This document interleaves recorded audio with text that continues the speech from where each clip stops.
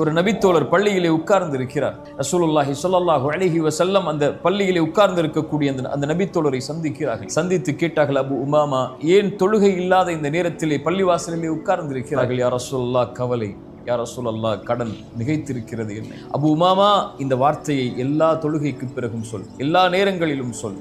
அல்லாஹும்ம இன்னி அஊது பிக, யா அல்லாஹ், பாதுகாப்பை தேடுகிறேன், மினல் ஹம்மி வல் ஹஸன், துக்கத்திலிருந்தும் கவலைகளிலிருந்தும், வஅஊது பிக மினல் அஜ்ஸி வல் கஸல், யா அல்லாஹ், சோம்பேறித்தனத்திலிருந்தும் ஏழாமையிலிருந்தும் என்னை பாதுகாத்துக்கொள். வஅஊது பிக மினல் ஜுப்னி வல் புகுல், யா அல்லாஹ், கஞ்சத்தனத்திலிருந்தும், யா அல்லாஹ், கோழைத்தனத்திலிருந்தும், வஅஊது பிக மின் கலபத்தி தைனி வ கஹ்ரி ரிஜால், யா அல்லாஹ், கடனிலிருந்தும் அதன் காரணமாக மக்கள் என்னை மிகைப்பதிலிருந்தும் என்னை பாதுகாத்துக்கொள் என்று அல்லாஹ்விடத்திலே கேள் அபு உமாமா, அல்லாஹ் நீக்குவான். அபு உமா சொன்னார்கள், நான் கேட்டேன், அல்லாஹ் என்னை நீக்கினான். கேட்டீர்களா?